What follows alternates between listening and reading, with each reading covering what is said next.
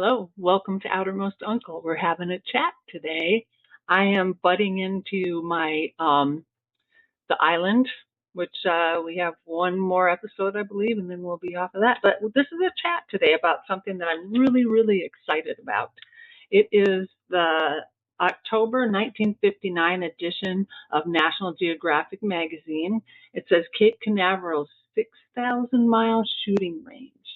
And if you are at all confused or interested, whatever, in the Eastern Test Range, you're going to want to check that out. And I have a link to it in the notes on this video, and I link to a PDF of that file. It's basically the one of the editors is the author of this article, and it's writers and a couple of photographers that are just phenomenal, and they're working at National Geographic when National Geographic is absolutely in its prime, and they got carte blanche to go to each and every tracking station and beyond, and they follow the workers around. They go to the islands and talk to people. They watch missile launches. They cover. The article encompasses just I think everything that has to do with the Eastern Range, and I think that it'll make you excited as well. I mean, considering a space age proving ground stretching across 1/4 of the globe. When you think about that it's just amazing. They in 1959, at the time this article came out, they had 18,000 workers on the range. That's what they said, and I didn't realize that. The author is Allan Fisher, and he writes that no other area in the world, experts have said, seems so well designed by nature for long-range missile testing. And I'm sure that's what nature had planned. Let's scatter these islands out into the ocean. Open reaches of sea guarantee safety against mishaps. Sites in the Dominican Republic and on islands owned by British Commonwealth nations at the time. Brazil and the United States assure good tracking. A 15-minute flight may yield 250,000 readings. And the article's got great maps, as National Geographic is known for. So the photographers, Marden and Thomas Nebia, I believe that's how you pronounce it, and the author are gone now. I tried to find them, not around. Most of the people having to do with the article are gone, but I did find a couple. I found Helen Mann. She's a missile tracker working at Cape Canaveral, and we'll just see what she's about. What is your name, please? My name is Helen Mann. I found Helen Mann. I couldn't speak with her right then, but her son gave me a couple of leads saying she had been on To Tell the Truth and What's My Line in 1959. I'm a mathematical analyst and a member of the American Rocket Society. For a time, I was a college physics instructor. At present, I am working at Cocoa Beach, Florida, as a missile tracker. Using electronic devices, it is my job to gather information on the flight performance of rockets fired from nearby Cape Canaveral. Signed, Helen Mann. When Helen's son John told me that she had been on To Tell the Truth, well, I had to find that. What is the name of the panic button that blows up a misled missile when they go, when your taxes go this way with them? Panic button.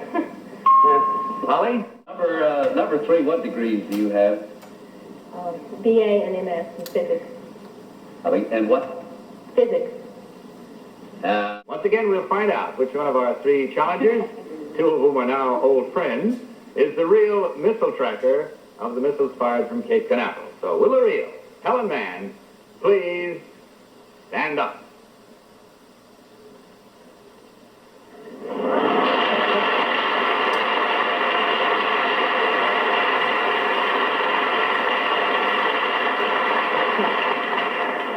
Helen, thank you very much. correct votes we had that time. Only one incorrect at $250 for a total of just that, $250 for Marlboro.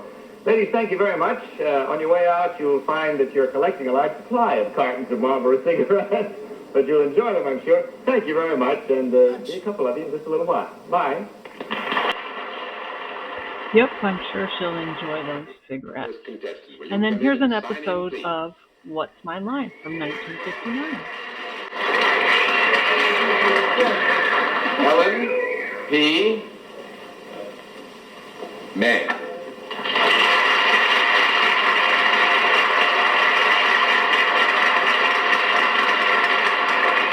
I would like to believe that all that warm applause was for me, but I'm afraid it isn't. Where are you from? I believe I was born in the same city that you were, John. Johannesburg? Johannesburg? No, well, my family's a Boston family. It sounds like you come from Boston, is that right? It's true. Is that where you were born, in Boston? Well, that's wonderful. And the panel? And who's your new incident? What is it, man? And now, do you know how we keep score on this program? Yes, I do, John. All right, fine. Then let's let everybody in the audience here in the theater and the folks who are at home know exactly what your line is, shall we?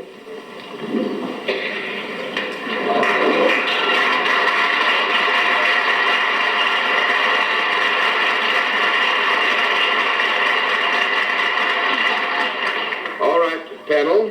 Our guest is, as you have seen, Helen Mann. I will tell you that she is salaried. And let's begin the general questioning with Miss Kilgallen. In the services which you render, is it necessary for you to come into any kind of bodily contact with your clients? No. You got anything on this friend? No, I guess not. That's 10 out of no more to go. I'm going to quit. Actually, this is going to surprise you. Mrs. Mann tracks missiles at Cape Canaveral.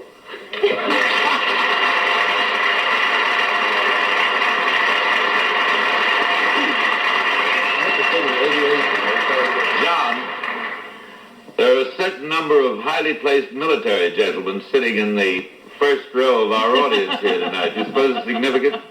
Well, I don't think either one of them could be described as a missile, though. No, they could be tracked. And to answer one... Incidentally, would that be a non-profit? Yes, John? because actually Mrs. Mann works for the Radio Corporation of America, which under contract has a missile tracking unit at Cape Canaveral, as Pan American, for instance, is the housekeeping unit They at get Cape it Canaveral. everywhere. Yes, true. indeed. Yeah. And it's wonderful. I must say that Mrs. Mann holds an A.B. and also, I believe, a master's degree in science, and is a fine scientist, on top of being a very beautiful young lady. He almost I said wish we in had spite more of. scientists. I mean,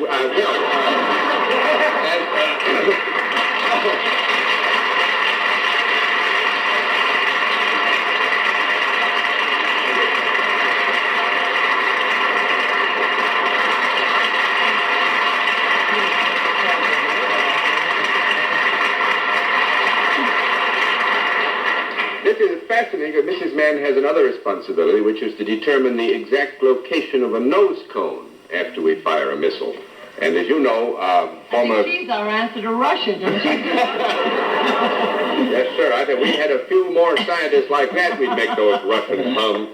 Now let's see what you can do with this. Moving on, this top image shows it's taken at Cape Canaveral, and it's men monitoring blockhouse instruments during a launch. Those photographers and the writer got to be in there during this really cutting edge time. And the blockhouse is at Cape Canaveral, and I thought you might like to see what it looks like today, because you can visit it, and I did. This guy here is Russell Howard, and he was photographed here by Thomas Nebia. He's holding the transmission cable that is communication line between all of the different tracking stations. Anyway, he is the president of the Water Wigglers Club, which is the goofy name of their deep sea diving club, their diving club, really. And he was also a cohort of my uncle's. He appears in the government report, actually. He states that my uncle was a good diver. and his name also shows up on different passenger manifests from the time. I found these, they're a little slip that people filled out before they got on the airplanes. So these photographers and the author were there during the time that my uncle was there. This picture was taken on San Salvador Island. It's a huge telescopic camera. It takes motion pictures of missiles and satellites arcing through space. And I believe that the building in the background is the same building in the picture. When I went to San Salvador Island, I brought the magazine, this issue, and I tried to find the places where things were photographed there. And I believe this is that same building. The view in the background is hard to see because I'm lower down. If I was higher up, you could see the same view. It's at the north end of the island. I'm just going to throw in this tidbit here. This aircraft was photographed on Grand Bahama Island in 1959. If you follow my blog, outermostuncle.com et al., which is light years ahead of where I am in this YouTube recordings. Anyway, you know I love to find airplanes that are in pictures, etc. Anyway, so I looked up this plane. Here it is, photographed on Grand Bahama Island, and the plane now lives like 2 hours from where I live up here in Washington State. Coincidence. I managed to track down Raleigh Tremaine and ended up contacting his daughter as well. And we sat down and had a bit of a Zoom meeting, and I asked him some questions. So Raleigh, in this picture, you're wearing a little headset, you know, a really high-tech headset probably for the time. And all it says is, the caption says, "Youth is accented downrange. Raleigh Tremaine Jr. works in Magwed." Yeah. What were you doing at that time? At that time, I was on Grand Turk Island as an operations representative. In the hierarchy of things, I was under the base operations manager. But as operations representative, I was one of the several people that was on the test range net during any launch, monitoring the progress of the test vehicle and the operation of the equipment tracking it. I then asked Terry about her experience growing up on the Space Coast. So I think we knew a little bit. In fact, I think that was one of my first stand-ups in a crib in 63 or 64 was when one of the rockets went off or something, or one of the space rockets. But so it's always kind of been a space thing in ours. But I don't, as far as technology, you know, I was oblivious to that, what all was going on. But now later on in life, learning what Dad did was like, to me, it was really advanced for the time for him to have been involved in that. So when did you start working for Pan Am, or on this project anyway? It was about 1957, late 1956 and 7.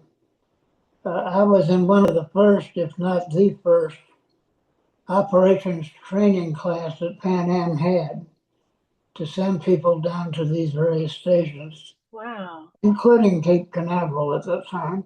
The reason I was of interest to Pan Am was that I had been on an island station in the Pacific with the military, and I had other requisite qualities that made me a fit for the job. I think they found me through a newspaper article. Tell me about the newspaper article. I'm going to look that one up. Well, no, this was an ad, I think, that Pan Am had looking for people who might fit the requirements that they had. And I saw that and got in touch with them. And before I knew it, I was down in Florida. We spoke for quite a while. And then, of course, I had to ask. Like, all the pictures that I see, that my uncle has taken or that are in this article, you're like within a sea of short sleeve plaid pocket protector nerds. Here you are with like a beacon of style. This shirt is awesome. I'm just like, the second I looked at it and went, that shirt. Like I said, Dad always had some neat shirts. You know, he was in his whites when he had to be, I guess, at times, but he had a good assortment of shirts, as I recall growing up. So, National Geographic, all those great articles. National Geographic is like an old friend. When I had taken the magazine back to San Salvador Island, I sat down again with Nat Walker, and when I pulled that magazine, he lit up. He said, "Oh, I love that magazine." He subscribed to it for years, and I think there was a problem during COVID, and it didn't get delivered, and he hasn't gotten it since. So I got to rectify that. Anyway, check it out. The link is in the notes.